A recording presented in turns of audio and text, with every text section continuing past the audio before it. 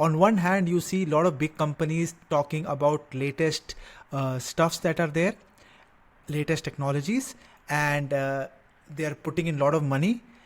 But in the other side, you look at how people are investing on becoming efficient. And this wasn't a slow burn. In just 1 week, the entire future of AI split into two.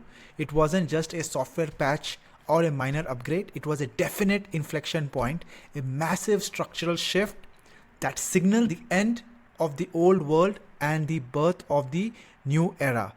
Now you always look into the industrial AI era. These days of simple chatbots are over. We have moved to agentic workflows.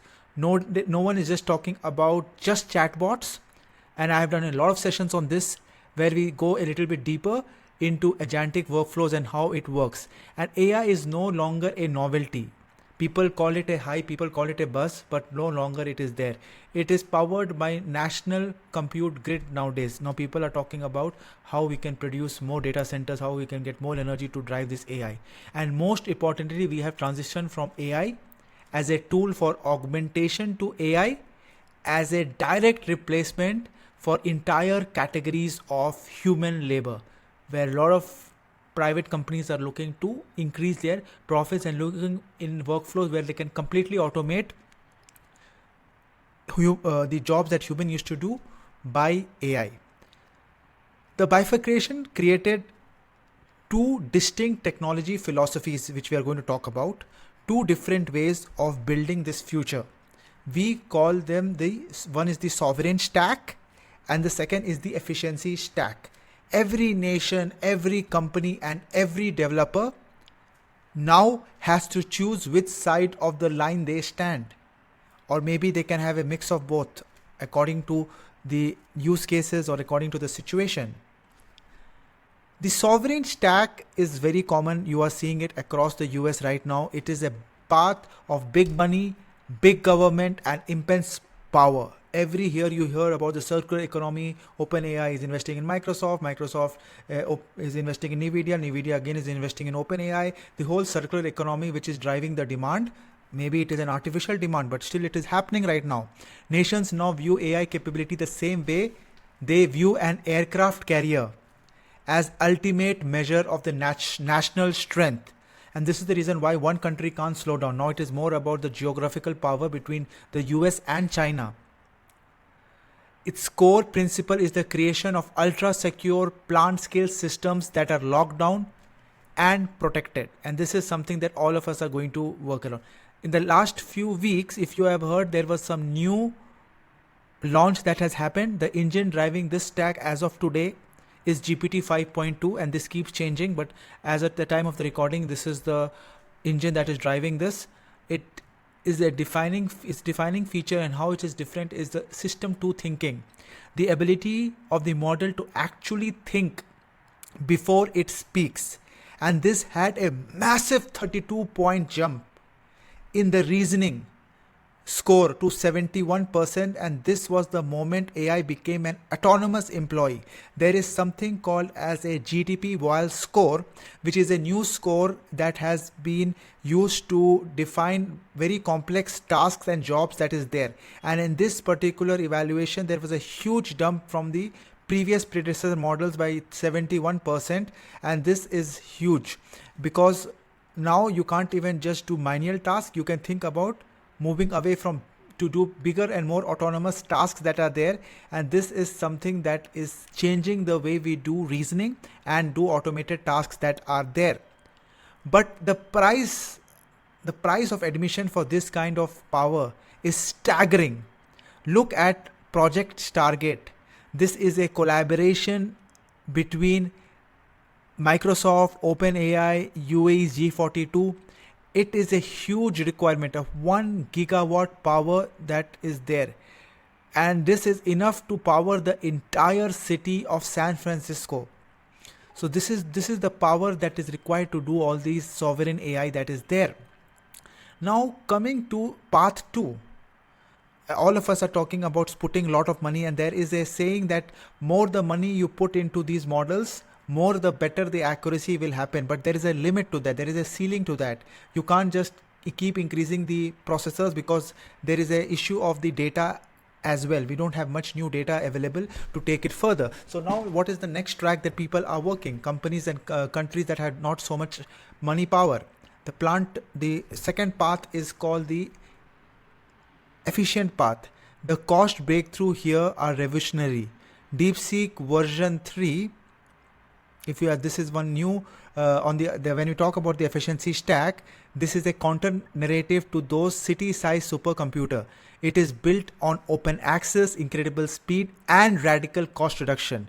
And its goal, putting the most powerful AI possible in everyone's hand. And here, if you see the cost that was required to create one of these open source models called DeepSeek, which is based out of China, when it got released, it really crashed the Nvidia stock and all the AI tech stocks in the US, because DeepSeek was able to do things at a very, very low price that is there. A lot of people are questioning this price, but they were able to do it. And all of you know that China has the capability of looking at the technology, reverse engineering, and making it at a lesser cost. The cost breakthrough here, according to the white papers, are revolutionary. The DeepSeek V3 was trained for roughly 5 million compared to the estimate 100 millions that was spent on GPT-4, and it moves beyond simple code assistant and into the command line, effectively acting as a junior developer in a box. Now, one universal question to ask, regardless of the path, both stacks face one universal challenge called control.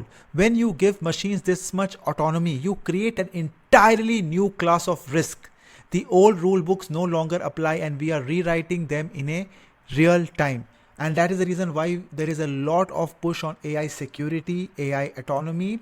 How do you have proper guardrails? How do you structure all this before you take the next steps? Because there is a huge security risks that are there. The security experts at OASP have identified two critical threats. This is an OWASP paper. This is an open source security community that looks into different ways hackers, ethical hackers, are trying to hack into especially the generative AI capabilities.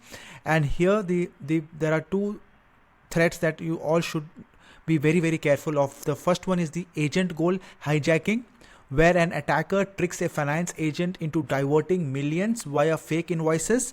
And the second is tool misuse, where an agent with email address access is manipulated into exfiltrating your most sensitive documents. So please look at these two new classes of risk. Is something very new. It is available on the ODSP website and documentation. I've also shared it in the community platforms. Now, to survive this, we must adopt a new philosophy. I call it the principle of least agency. It's simple. An AI agent should only be given the absolute bare level of autonomy and tool access it needs to do its job, and not an inch more. And here comes education, learning, knowledge. That is one of the most important reasons why I started our Decoding Data Science Academy. Leaving a high paying job is to educate people, because the future of people who are building agents are you, and you should be aware of the risks that are associated by just randomly, without knowing, defining agents and giving them autonomy. As of today, I always tell people, don't design completely autonomous applications where they are sending emails or publishing social media. It is not yet safe. They can draft it for you, they can analyze it for you, they can do the work for you, but they cannot send anything from your computer to any other platform until you authorize it or you check it. And this is my message to everyone of you here. And now a quick comparison to recap. The sovereign stack is expensive, closed source, centralized, and powered by giants like OpenAI and Stargate, whereas efficiency stack is cheap, fast, and community driven, led by innovators like DeepSeek. I will not use the word cheap again, it is efficient. Efficient, which is a better word because it will be reachable to more people and accessible to more people to start running it. Now the world has split. The choice is yours, which path you build on. Think of the sovereign stack like a national nuclear power plant. It is extremely and incredibly powerful, highly regulated, and requires massive infrastructure that only governments or giants can build. And in contrast, The efficiency stack is a solar panel on every roof. It provides personal independence, and it is rapidly becoming cheaper and effective, and puts the power directly into the hands of every individual. Let me know your story in the comments. Thank you, and see you in the next video.